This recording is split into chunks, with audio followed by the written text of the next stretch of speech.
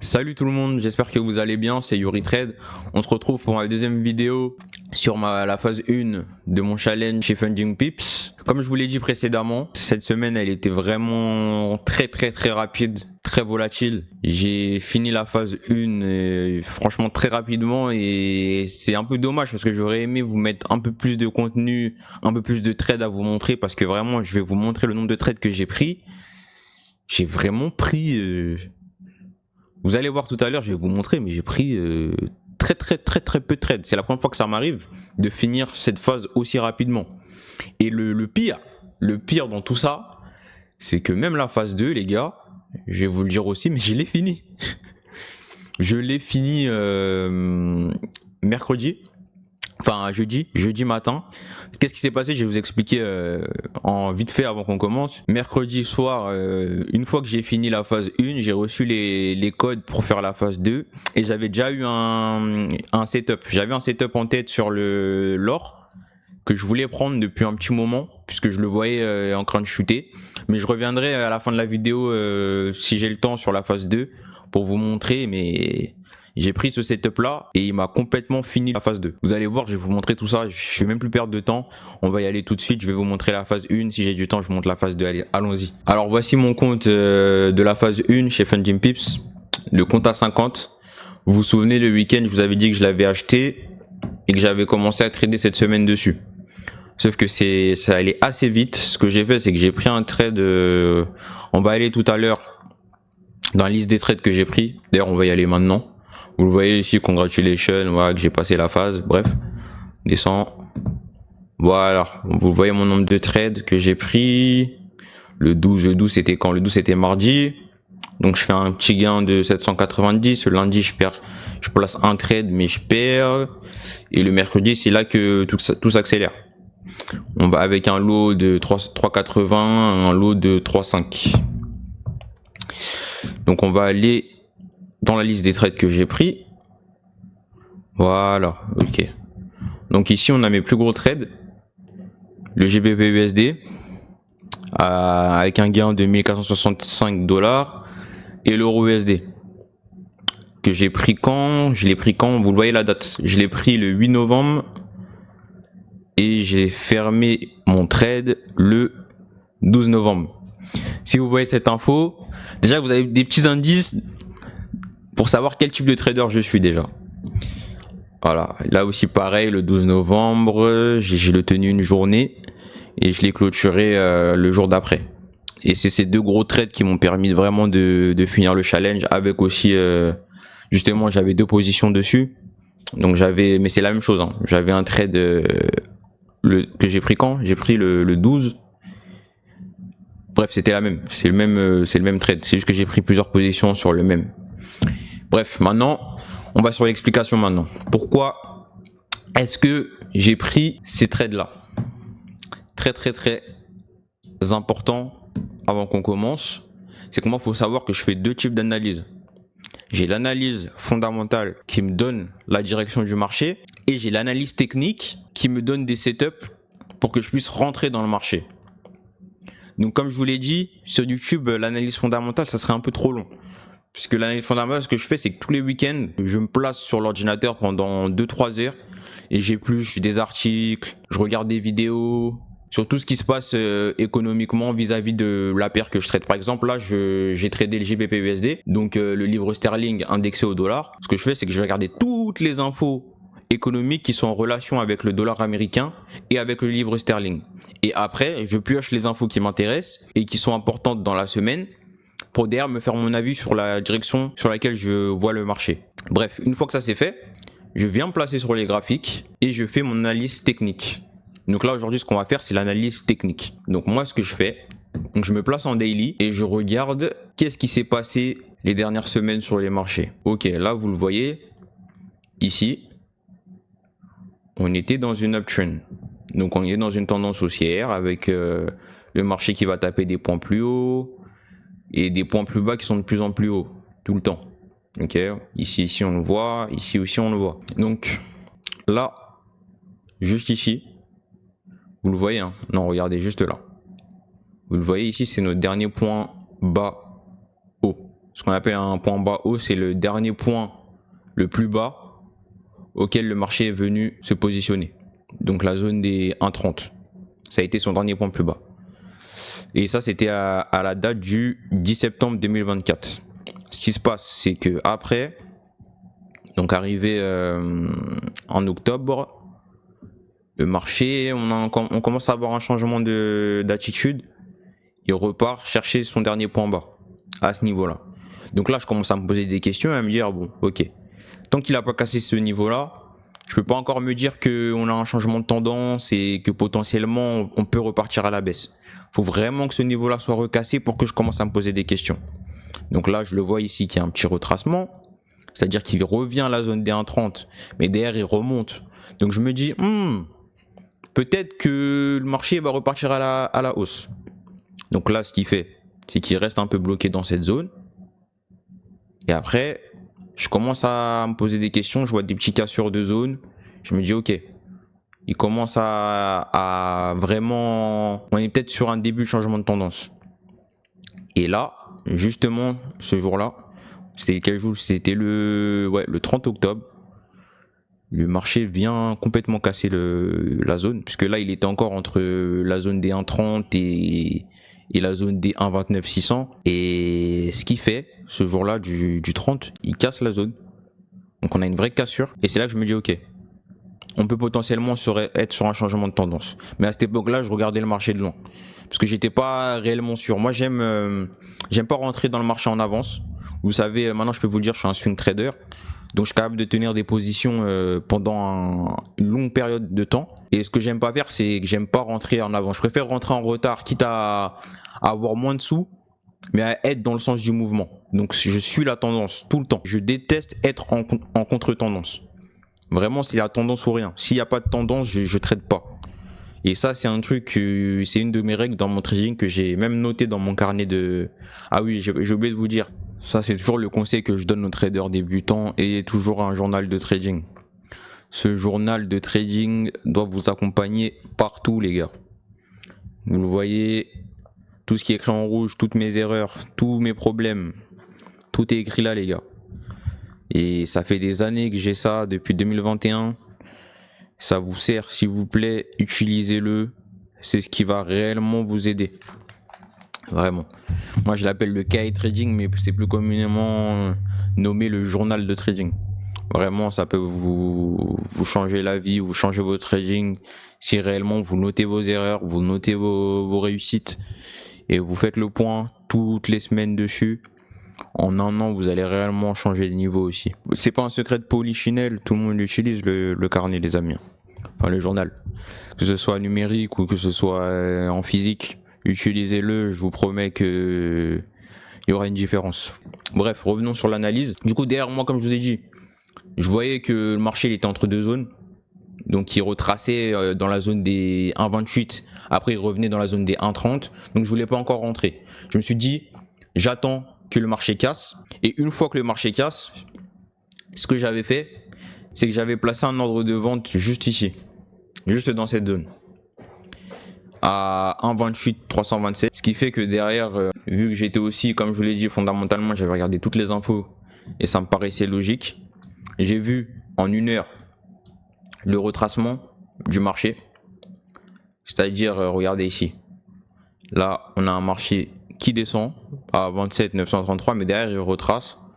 Donc, on a une remontée à ce niveau-là. Donc, dans cette zone-là, je me suis dit que, ok, j'ai beaucoup plus de chances déjà que mon trade soit validé puisque ça concorde. Moi, d'habitude, ce que j'attends, soit j'attends la cassure, soit j'attends en plus de la cassure pour avoir un autre indicateur supplémentaire, un retracement. Quand je dis retracement, c'est-à-dire ce type de mouvement-là. Attendez, je vais vous le montrer. Juste ici. Regardez là. Vous voyez cette zone-là? On a une cassure de la zone des 1,32 800. Donc on a un marché qui remonte jusqu'à 1,33 397 sans réellement retourner chercher cette zone-là. La zone qu'il a cassée. Donc ce que je fais, c'est que j'attends que le marché vienne retracer le mouvement, comme ici. Et ici, il m'a sorti une pattern de rejection. Juste là. Ce qui fait que derrière, je peux placer mon stop loss juste à ce niveau-là. derrière la pattern de rejection. Et je peux attendre d'aller chercher l'autre zone jusqu'au 1,34. Vous voyez un peu? Regardez. Regardez. Comme ça. Je peux rentrer à ce niveau-là et aller chercher toute cette zone. Et comme j'ai attendu d'avoir ma pattern de rejection qui me sert de stop loss, regardez maintenant la taille du take profit. Voilà. Un RR de 3,6. De 3,6 juste parce que j'ai attendu qu'on ait une rejection. Je suis pas rentré immédiatement après la cassure. Et ça, c'est un truc que j'aime faire de manière générale. À part quand j'ai énormément confiance en ce qui se passe niveau fondamental. Il y a parfois, comme j'ai fait à ce niveau-là, comme ici, parfois je me permets de rentrer avant même d'avoir un SL bien défini. Mais après, le problème dans cette méthode-là, c'est pour ça que je ne vous la conseille pas, c'est qu'il faut mettre le SL à des points très hauts. Donc là, vous imaginez la perte que j'aurais eu si de l'autre côté ça avait été retourné. Donc regardez, de 29,316 à 28,323, j'aurais perdu quasiment 1000 balles. Quasiment 1000 euros. Et ça m'aurait fait mal. Mais ça, c'est parce que ça, c'est aussi avec mon expérience personnelle. Je sais comment gérer ce type de trade là aussi. Mais ça, je vous conseille pas. Moi, ce que je vous conseille, si vous êtes vraiment un swing trader, c'est ce type de trading là. Vous attendez que le marché casse une zone importante, une zone psychologique importante ici, et vous attendez que le marché retrace et qu'il crée une rejection qui vous permet d'ailleurs de bien placer votre stop loss sans être trop éloigné non plus, et qui va vous donner de la marge au cas où le marché il fait des petits mouvements comme ça, il va de gauche à droite avant de remonter. Voilà mon conseil, ce que serait mon conseil. Bref, revenons sur le trade. Du coup, j'avais mon ROI de 2,8 placé ici, donc j'ai attendu qu'il descende et ça m'a validé mon trade. Et pour savoir comment est-ce que je place mon take profit, c'est que moi j'ai une méthode très simple, c'est que je trade seulement de zone à zone. Je me prends vraiment pas la tête avec mon trading, c'est que vous voyez toutes les zones en rose que je place, c'est mes zones de take profit et mes zones de SL. C'est les deux en même temps. En fait, ça dépend ce que je recherche et dans quelle tendance je suis. Je sais pas si vous comprenez. En gros, par exemple, si en 4 heures j'avais loupé ce mouvement là, vous voyez le mouvement qu'il y a ici, où il vient chercher une autre zone, il vient casser cette zone, il va chercher la prochaine zone. Ce que j'attends, c'est très simple. Je prends mon Fibonacci, je le place au dernier point bas et j'attends que le marché retrace ma zone. C'est tout simple. J'attends que le marché retrace ma zone. Si j'ai loupé une entrée, je place un ordre d'achat par exemple à ce niveau-là ou à ce niveau-là un peu plus bas, et j'attends que le marché vienne chercher cette zone pour me donner une autre opportunité d'achat. C'est pour ça qu'il ne faut pas être précipité dans son trading, parce que même si vous loupez un trade, potentiellement le marché, s'il n'a pas retracé, il peut venir encore de nouveau chercher les niveaux qui vous intéressent pour votre entrée. Et justement, vous pouvez vous aider de cet outil de Fibonacci pour avoir une bonne entrée. Et l'outil Fibonacci, c'est un outil très fort à utiliser. Moi, je vous le conseille. Mais si vous voulez une vidéo spéciale sur le Fibonacci, je peux vous en faire une. Moi, je l'utilise en daily et en 4 heures. C'est là que j'utilise cet outil là, parce que c'est un outil qui me permet réellement d'avoir des points d'entrée très intéressants. Mais bref, si vous voulez une vidéo dessus, vous dites en commentaire, je vous en ferai une sur l'utilisation du Fibonacci. Maintenant, je vais vous montrer en rapide mon analyse sur l'euro USD, mais c'est le même procédé. Qu'est-ce qui s'est passé? C'est que la semaine dernière, on a eu ce qu'on appelle un bearish engulfing, c'est-à-dire une absorption de chandeliers japonais. On a 10 bougies qui sont absorbées par une seule, comme vous le voyez ici. Et justement, cette longue pattern à la baisse nous indique quoi? Nous indique que potentiellement on peut avoir un changement de tendance. Déjà, on avait déjà un début de changement de tendance avec le mouvement qu'il y avait ici. Vous le voyez très bien, hein. Encore une fois, le dernier point bas, il est là. Après, on a un point haut ici. Après, vous savez ce que je vais vous faire? Je vais vous mettre, pour bien vous montrer comment est-ce que je procède, je vais vous mettre des petits cercles pour que vous compreniez un peu mieux. Ici, on a un dernier on a un point bas, on en a un autre. Attendez, je vais dupliquer. On va en cloner plein. Ici, on en a un autre là. Ici, on en a encore un autre à ce niveau-là. Ici, on en a un autre à ce niveau-là. Bref, on en a beaucoup, vous voyez. Donc là, on a un point bas. Ici, on a un point haut. On a un dernier point bas qui est plus haut que celle-là. On en a un autre, un point haut qui est plus haut que celle-ci.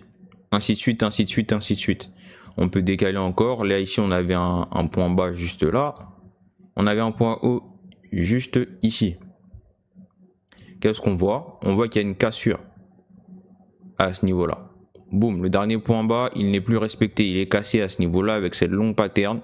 On a un petit retracement, mais ça suffit pas pour remonter et rejoindre de nouveau cette zone-là. Et on a une continuation à la baisse avec des points hauts de plus en plus bas et des points bas de plus en plus bas. Donc, qu'est-ce qui se passe? Derrière, on arrive justement vers le niveau auquel j'ai pris mon trade.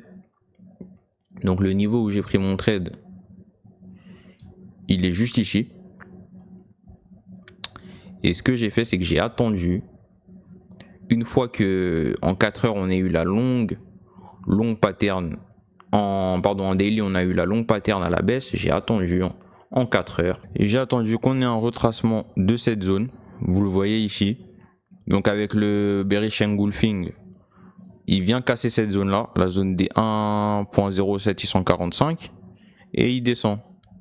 Et dans les situations comme ça, il ne faut pas rentrer tout de suite. Il faut vraiment attendre que le marché retrace le mouvement complètement. Et justement, pour voir où il peut potentiellement retracer, on utilise de nouveau mon petit outil, le Fibonacci. Et derrière, vous le voyez très bien, il est venu retracer dans cette zone-là, des 1.0892. Donc je suis resté en alerte de me dire que si cette zone-là n'est pas dépassée et qu'on n'a pas un retracement complet de cette zone, parce que si par exemple on avait le marché qui recontinuait, il allait repartir dans la zone des 1.09329, j'aurais été vigilant et je me serais dit peut-être qu'on peut avoir un changement encore de nouveau de tendance à minima, ou fais attention quand tu veux le positionner. Mais bref, il l'a pas fait. Il est venu dans cette zone de Fibonacci, il s'est arrêté à ce niveau-là et il a continué à la baisse.